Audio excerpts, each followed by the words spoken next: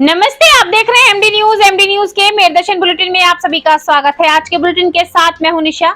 खबरों को स्टार्ट करने से पहले बताती चलूं कि सर्दी ने अपनी दस्तक दे दी है। जी हां, सुबह शाम बहुत ज्यादा ठंड होने लगी है, जिसको आप देख भी रहे हैं कि बीमारियां भी बढ़ रही हैं। मच्छरों का आतंक भी बढ़ता जा रहा है और मच्छरों से बीमारियां जो बढ़ती जा रही हैं, अस्पतालों में पेशेंट पहुंच रहे हैं, डेंगू के मरीज काफी सामने आ रहे हैं, वायरल के पेशेंट सामने आ रहे हैं और सर्दी जुकाम जैसा मामला भी बढ़ता जा रहा है। लेकिन जहां मच्छरों का आतंक बढ़ रहा है, तो नगर निगम द्वारा जो फॉगिंग की जा रही थी मच्छरों को मारने के लिए, उसमें तेजी आ गई है और जगह जगह क्षेत्रों में मच्छरों को भगाने के लिए फॉगिंग तेजी से की जा रही है, ताकि मच्छर मर सके और हम सबको बचा सके, सुरक्षित रख सके और बीमारियों से बचा सके। वहीं मैं आज आपको बताती चलूं कि दबंगों की दबंगाई बहुत ज्यादा बढ़ गई है। कई मामले आज दबंगाई के सामने आए कि घर में घुसकर महिलाओं के साथ अत्याचार तक किया गया और काफी लाठी डंडों से पिटाई की गई। काफी घटनाएं आज दबंगाई के सामने आ रही है, मानो लग रहा है पुलिस का डर खौफ जैसे अंदर से खत्म हो गया। दूसरी ओर आपको बताती चलूं, आज ऐसा मामला भी सामने आया कि पुलिस के ही कुछ कर्मी शराब पीकर घर में घुसे और मारपीट की। काफी मारपीट करने के बाद वहां से 2 युवकों को हिरासत में भी लेकर चले गए, जबकि कोई मामला नहीं, कोई वारंट नहीं, कोई महिला पुलिस जो है साथ में नहीं। 80 वर्ष की बुजुर्ग महिला के साथ भी पुलिसकर्मियों ने मारपीट की। आज इंसाफ के लिए पूरा परिवार, पूरा क्षेत्र पहुंचा एसएसपी कार्यालय और इंसाफ की गुहार लगाई। वहीं पर आपने कई बार देखा होगा, मैं आपको बताती चलूं कि जब हमें किसी से पैसे चाहिए होते हैं तो हम हाथ जोड़कर, सर झुकाकर पैसे मांगते हैं कि हमारे काम के लिए जरूरत है और पैसे दिए जाए। लेकिन जब पैसे मांगने एक युवक पहुंचा तो उसके साथ मारपीट की गई और उसको धमकी भी दी गई। तो आप देख सकते हैं कि आजकल कैसे लोग हो गए हैं कि पैसे लेने के बाद देना नहीं चाहते और अगर पैसे मांगने जाओ तो मारपीट की जाती है। आज पीड़ित व्यक्ति ने भी इंसाफ की गुहार लगाई। जुड़े रहे मेरदर्शन के साथ, देखते रहे मेरदर्शन। सबसे पहले नजर डालते हैं आज की हेडलाइंस पर, जिसके प्रायोजक हैं जूम डिजिटल मूवी वर्ल्ड। मेरदर्शन समाचारों के इस भाग के प्रायोजक हैं खेमचंद पहलवान, पूर्व सदस्य उत्तर प्रदेश कांग्रेस कमेटी व अध्यक्ष गांधी मार्ग व्यापार संघ मेरठ। थाना टीपी नगर नंदनी कुंज निवासी पीड़ित परिवार आज इंसाफ के लिए पहुंचा एसएसपी कार्यालय। कहा, कुछ दबंगों ने आपसी रंजिश के चलते धाराधार हथियार से घर की महिलाओं व सदस्यों पर किया हमला। पुलिस में रिपोर्ट कराने के बाद भी नहीं हुई कोई ठोस कार्रवाई, इंसाफ की लगाई गुहार। थाना मुंडाली क्षेत्र के मऊ खास पुलिस चौकी इंचार्ज सुभाष 7-8 पुलिसकर्मियों व तस्लीम अहमद के साथ बिना वारंट, बिना महिला पुलिस के दलित परिवार के घरों में घुसा, दिखाई दबंगाई की मारपीट। इंसाफ के लिए पीड़ित परिवार क्षेत्रवासियों के साथ पहुंचा एसएसपी कार्यालय, दरोगा पर कार्रवाई करने की मांग। डीएन इंटर कॉलेज में प्रदेश की समृद्ध बाल विज्ञान योजना के अंतर्गत माध्यमिक विद्यालयों की जनपद स्तरीय विज्ञान प्रदर्शनी का किया गया आयोजन। मेरठ के 32 विद्यालयों के छात्र छात्रा लेंगे भाग। प्रत्येक विद्यालय से जूनियर व सीनियर वर्ग में 2 प्रोजेक्ट होंगे सम्मिलित। प्रथम, द्वितीय, तृतीय आने वाले प्रोजेक्टों को किया जाएगा सम्मानित। थाना परीक्षितगढ़ ग्राम खटकी निवासी एक परिवार पर खेत में काम करते समय दबंगों ने किया हमला, की फायरिंग।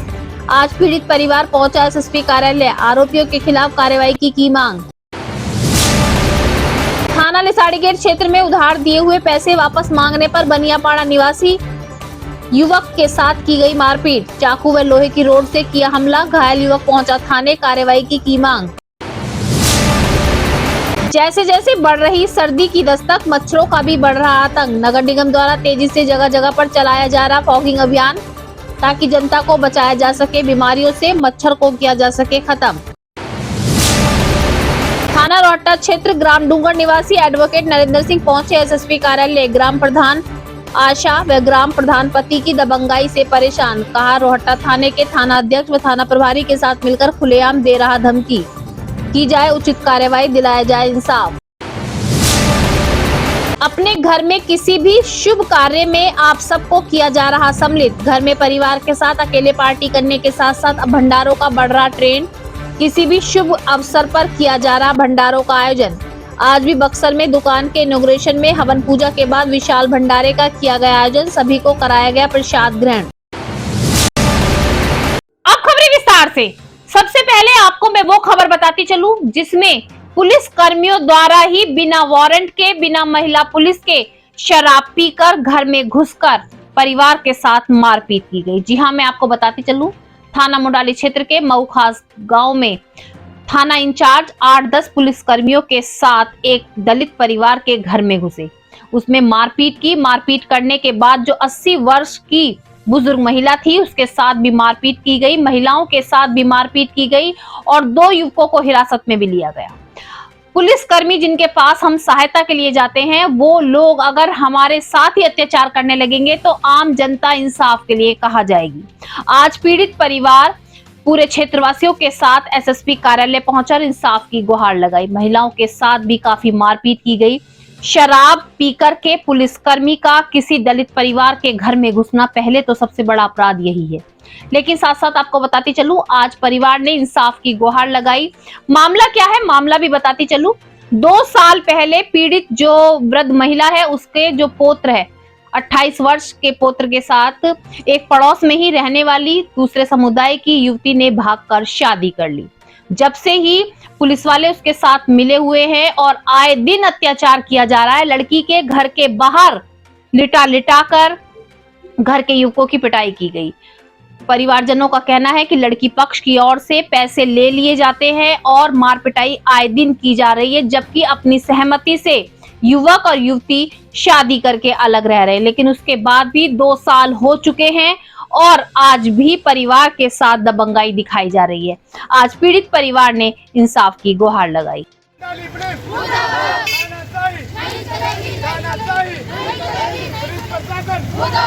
पुलिस प्रशासन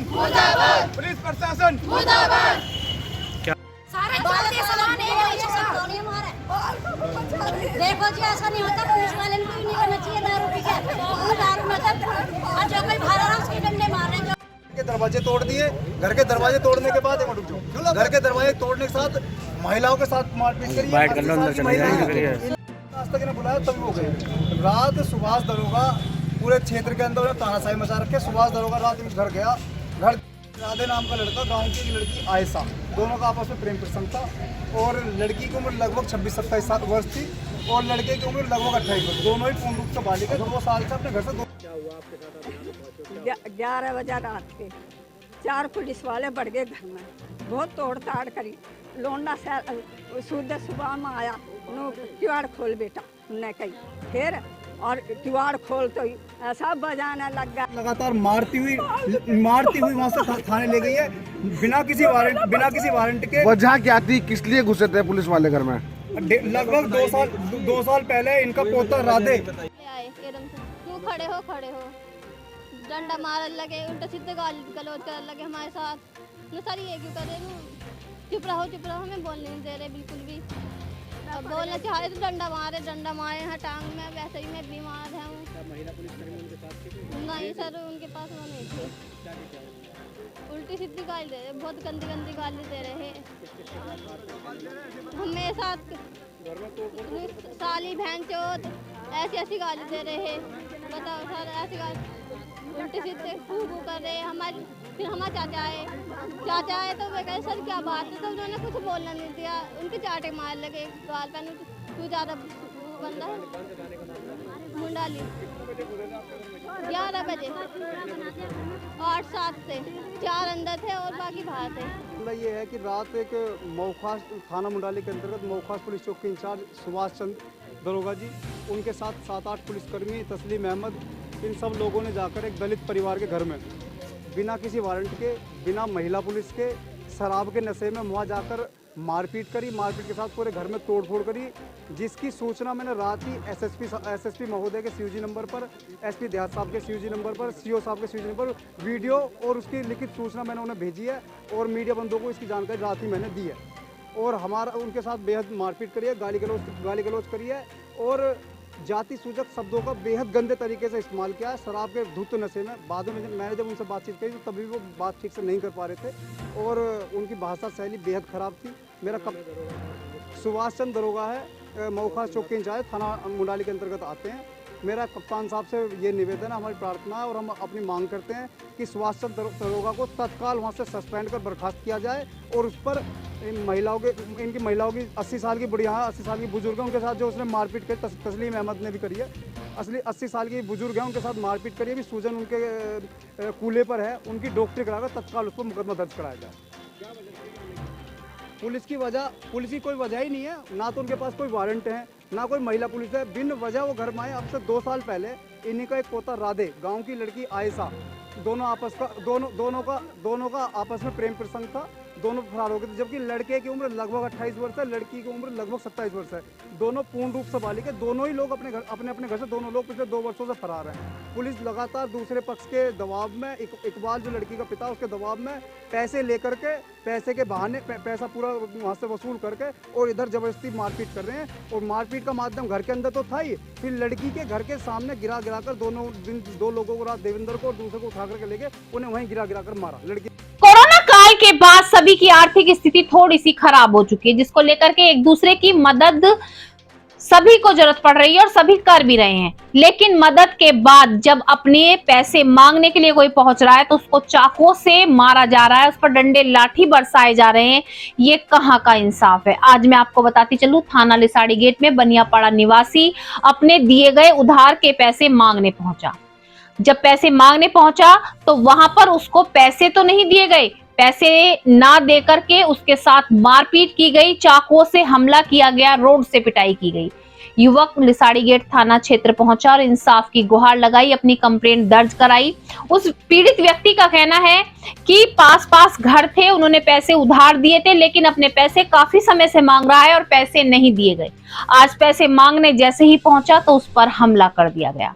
तो इस तरीके से तो कोई भी किसी की मदद के लिए आगे नहीं आएगा, क्योंकि मदद के समय तो सब झुककर पैसा मांगते हैं, झुककर मदद मांगते हैं, लेकिन जब मदद हो जाए और वो व्यक्ति अपनी वापसी लेने जाता है रकम, तो उसके साथ मारपीट की जाएगी। क्या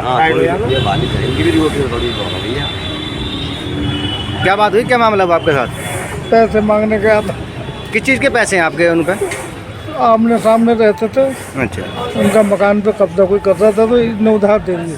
अच्छा, तो क्या मारा उन्होंने? क्या चाकू मारा, ये हाथ तोड़ा, टांगों पर रोड मारी। कौन लोग है, क्या नाम है उन लोगों के? नाम मैं नहीं जानता। मैं अभी वहाँ कारखाना बनाया था, फैक्ट्री हमारी यूनिफार्म हाउस के नाम से, ये उसके साथ हादसा किया। एडवोकेट नरेंद्र आज इंसाफ के लिए एसएसपी कार्यालय पहुंचे। पूरा मामला मैं आपको बताती चलूं, रोहट्टा थाना क्षेत्र ग्राम डूंगर निवासी नरेंद्र का कहना है कि काफी समय से ग्राम प्रधान व उसके पति द्वारा दबंगाई दिखाई जा रही है। पहले भी कंप्लेंट कराई गई है, रिपोर्ट दर्ज कराई गई है, क्योंकि गलत तरीके से अवैध रूप से कार्य किए जाते हैं ग्राम प्रधान के द्वारा और अपनी दबंगाई दिखाई जाती है। आज भी यही हुआ कि पुलिस के 2-4 व्यक्ति लेकर, यानी कि 2-4 पुलिस कर्मियों को लेकर के ग्राम प्रधान का पति दबंगाई दिखा रहा है। फोन पर धमकी दी जा रही है कि नाली का पानी घर के बाहर छोड़ दिया जाएगा। लेकिन आप देख सकते हैं कि बार-बार कंप्लेंट करने के बाद भी एडवोकेट का कहना है कि अभी तक कोई भी कार्रवाई ग्राम प्रधान या उसके पति के खिलाफ नहीं की गई और अब उसे अपनी जान का भी खतरा है। मेरा नाम नरेंद्र सिंह वर्मा, एडवोकेट।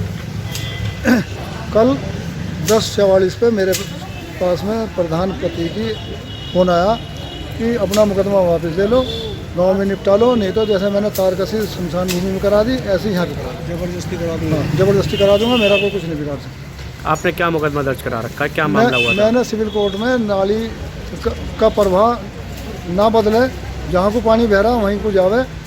जब से कमीशन रिपोर्ट आई है, जब से वो बौखलाया हुआ है। कमीशन रिपोर्ट ने अपनी रिपोर्ट लगाई है कि जिसका पानी जिधर को बह रहा उधर की उसकी रिपोर्ट है। वो कह रहा है कि मैं ज़बरदस्ती पानी का प्रवाह आपकी तरफ को खोल दूँगा। क्या धमकी दे रहे हो? धमकी दे रहा है कि मैं नाली ज़बरदस्ती खोल दूँगा, प्रशासन मेरे साथ में। अब थाना पुलिस इसमें क्या कार्रवाई करेगी? थाना पुलिस में हमने उसके धमकी भरा प्रार्थना पत्र दिया है, अपनी धमकी दी है, इसके खिलाफ कार्रवाई की जाए। अब कप्तान साहब मिलो, क्या कह रहे हो? कप्तान साहब ने कहा कि सीओ साहब से मिले। सीओ साहब खुद उसे मिठाई का डिब्बा भेंट करके आए दिवाली पे, तो अब वो सीओ साहब हमारी कहाँ सुनेगा? बताओ, उनसे मिला हुआ। थाना परीक्षितगढ़ निवासी एक पीड़ित परिवार आज इंसाफ के लिए एसएसपी कार्यालय पहुंचा। पीड़ित परिवार का कहना है कि पति पत्नी और एक बच्चा खेत में काम कर रहे थे। अचानक से कुछ लोगों ने दबंगाई दिखाते हुए उन पर हमला कर दिया। गोली से फायरिंग भी की गई। फायरिंग उनके जो है बेटे को छूती हुई निकली। चाकुओं से वार किया गया, सरियों से मारा गया और काफी मारपीट करने के बाद वहां से भाग गए। उन्हें खुद भी समझ में नहीं आया कि आखिर मामला क्या है, क्योंकि पति पत्नी अपने बच्चे के साथ खेत में काम कर रहे थे। आज पीड़ित परिवार इंसाफ के लिए पहुंचा और कहा कि जल्द से जल्द दबंगों को ढूंढकर कार्रवाई की जाए। मैं, मेरा लड़का और मेरी पत्नी खेत पर काम कर रहे थे। अचानक से प्लानिंग के तहत मैं सब जान से मारने की नीयत से मुझ पर फायरिंग, बलकटी से हमला और डंडों से पिटाई। कौन लोग हैं? मेरी पत्नी के कपड़े भी फाड़े। मेरा पुत्र फायरिंग से बाल बचा। कौन लोग हैं वो? वे खटकी के हैं जी। राजकुमार का लड़का है, भोला का लड़का है, ओम का लड़का है। और क्या कोई रंजिश थी? रंजिश कुछ नहीं जी, हम पर फैसले का दबाव बना रहे हैं। हमारे परिवार के लड़कों के साथ उनके झगड़े हैं, अन्य भी बहुत झगड़े हैं। कौन से थाने का मामला है जी? कौन से थाने का? ये प्रक्षीगढ़ थाने का मामला। थाना पुलिस ने की कोई कार्रवाई? पुलिस ने अभी तक केवल उनमें से एक अपराधी को जेल भेजा है, बाकी अभी 4 के 4 अपराधी बाहर है जी। अब मैं आपको दिखाती चलूं कि दबंगों की दबंगाई लगातार बढ़ती जा रही है। जी हाँ, अब उनके अंदर से डर खौफ जैसे खत्म हो गया है। आज भी एक पीड़ित परिवार के सभी सदस्य इंसाफ के लिए पहुंचे। थाना टीपी नगर क्षेत्र में कुछ दबंगों ने अपनी दबंगाई दिखाते हुए घर में घुसे। रात के 11:30 बजे हुए थे। घर में घुसकर महिलाओं के साथ अभद्र व्यवहार किया गया। बात यही खत्म नहीं हो जाती। अवैध व्यवहार के साथ साथ गाली गलौज की गई, महिलाओं के कपड़े तक फाड़ दिए गए और उनके साथ अश्लील हरकत करने का प्रयास भी किया। जब परिवार के जो पुरुष थे उन्होंने रोकने का प्रयास किया तो उनके साथ भी लाठी डंडों से मारपीट की गई और गालियां दी गई। पुलिस में सूचना भी दी गई, लेकिन उसके बाद भी कोई कार्रवाई नहीं हुई। एक आरोपी को गिरफ्तार भी किया गया, लेकिन थोड़ी देर पकड़ने के बाद उसको सुबह तक छोड़ दिया गया। बताया जा रहा है पीड़ित परिवार आज इंसाफ के लिए पहुंचा और उसने साफ साफ कहा कि आरोपियों के खिलाफ कार्रवाई की जाए, क्योंकि सारी घटना सीसीटीवी कैमरे में कैद भी हुई है। मेरा नाम रविंदर है, मैं नंदिनी कुंज का निवासी हूँ, बागपत रोड पे। और मेरे साथ जो है हमला हुआ है धारदार हथियारों से। 15-20 लोग थे, भारी व्यक्ति जो उन्होंने बुलाए। किराए पे रहता है एक अमित नाम का लड़का, उसने बुलाए और हम पे सीधा हमला करा है। किस लिए हमला क्यों किया उसने? हमला उसने इसलिए करा, नाली के ऊपर कोई विवाद था। पहले लड़कियों के साथ घर में घुस के बदतमीजी करी, इसलिए हरकतें करी, उनके कपड़े फाड़े और जाति सूचक शब्द कहे। और वहाँ पे उन्होंने बचाने के लिए उन्होंने जो शोर मचाया, फिर मैं आया, मेरी मम्मी उनको चोटें आई हैं, भतीजा विशाल सागर उनको चोटें आई हैं, मेरा सिर फाड़ दिया धारदार हथियार से। अब थाना पुलिस क्या कार्रवाई किया है? थाना पुलिस क्या कार्रवाई कर रही है? थाने पुलिस ने टीपी नगर ने कोई कार्रवाई खास नहीं करी, उनको फिर हल्की फुल्की धारा में लगा के रात ही छोड़ दिया। अब लड़कियों की कोई रिपोर्ट नहीं लिखी गई। कप्तान से मिले हो? अब कप्तान साहब से अभी हम मिलेंगे, अभी वो आए नहीं हैं। हम चाहते हैं कि कार्रवाई होकर लड़कियों की रिपोर्ट लिखकर सख्त उन तक कार्रवाई हो। अब भी वो छूटा हुआ धमकी दे रहा है खुलेआम। ठीक है। बच्चों की छुपी हुई प्रतिभा को बाहर निकालने में स्कूल और कॉलेजों का बहुत बड़ा योगदान होता है। जी हाँ, मैं लगातार आपको मेरदर्शन चैनल के माध्यम से बताती हूँ कि बच्चों के अंदर बहुत सी प्रतिभाएं छुपी होती हैं, लेकिन उन्हें सपोर्ट चाहिए। उनकी उस प्रतिभा को बाहर निकालने के लिए कोई ना कोई सहारा चाहिए। तो ये काम कर रहे हैं स्कूल और कॉलेज, और बहुत अच्छी पहल है कि बच्चों के लिए कार्यक्रमों का आयोजन किया जा रहा है, प्रदर्शनी का आयोजन किया जाता है, कंपटीशन आयोजित किए जाते हैं, जिसमें छात्र और छात्रा बढ़ चढ़कर भाग भी ले रहे हैं। साथ साथ उनको पुरस्कृत किया जाता है ताकि उनका उत्साह और बढ़े और आगे वो और अच्छा प्रयास करें। मैं आपको बताती चलूं, डीएन इंटर कॉलेज में भी विज्ञान प्रदर्शनी का आयोजन किया जा रहा है, जिसमें मेरठ के 32 विद्यालय भाग लेंगे। साथ साथ 32 विद्यालयों में से एक जूनियर और एक सीनियर वर्ग के 2-2 प्रोजेक्ट हर विद्यालय से सम्मिलित किए जाएंगे और प्रथम, द्वितीय, तृतीय आने वाले प्रोजेक्ट को सम्मानित भी किया जाएगा। जी हाँ, और सम्मानित करने का मेन मकसद यही होगा कि छात्र छात्राओं का जो उत्साह है वो आगे और बढ़े और अच्छा प्रदर्शन करने के लिए वो आगे तत्पर रहे।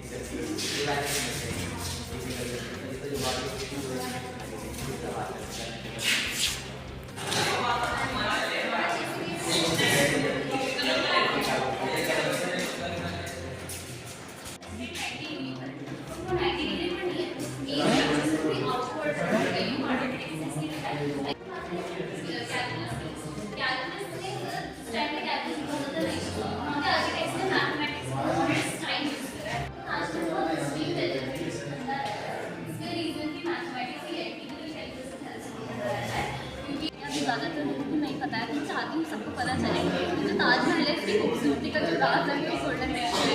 गोल्डन रेशो समझने के अगर आप अभी भी ताजमहल फॉर एग्जाम्पल वही लैंग्वेज है, सुधारो बेटा। ये पूरे वर्ल्ड की लार्जेस्ट सिमेट्रिकल बिल्डिंग है, इसमें बायलेटरल सिमेट्री होती है, जो भी इसके लेफ्ट साइड में है वो उसकी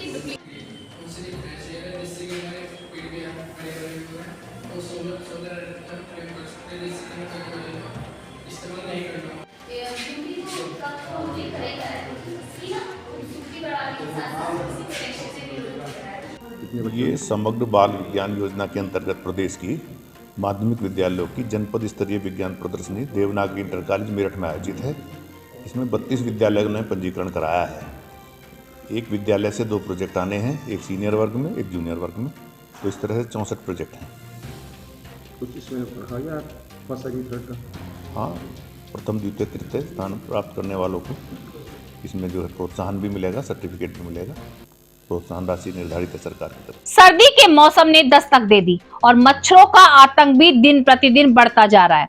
लेकिन आप सभी जानते हैं कि मच्छरों के आतंक से बीमारियां भी बढ़ रही हैं। मच्छर जैसे ज्यादा बढ़ रहे हैं तो वैसे ही डेंगू, मलेरिया और वायरल फीवर भी बढ़ रहा है। अस्पतालों में मरीजों की संख्या बढ़ रही है। उसको रोकने के लिए नगर निगम द्वारा बहुत अच्छी पहल की जा रही है, जगह जगह पर फॉगिंग की जा रही है।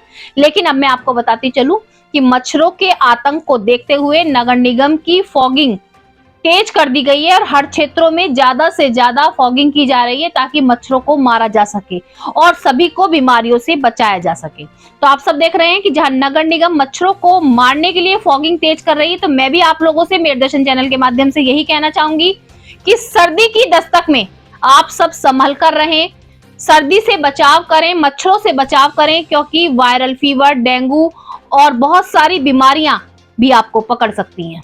हमारे घर में बहुत सारे फंक्शन होते हैं, बच्चों के बर्थडे होते हैं, एनिवर्सरी होती है या मकान दुकान का उद्घाटन होता है।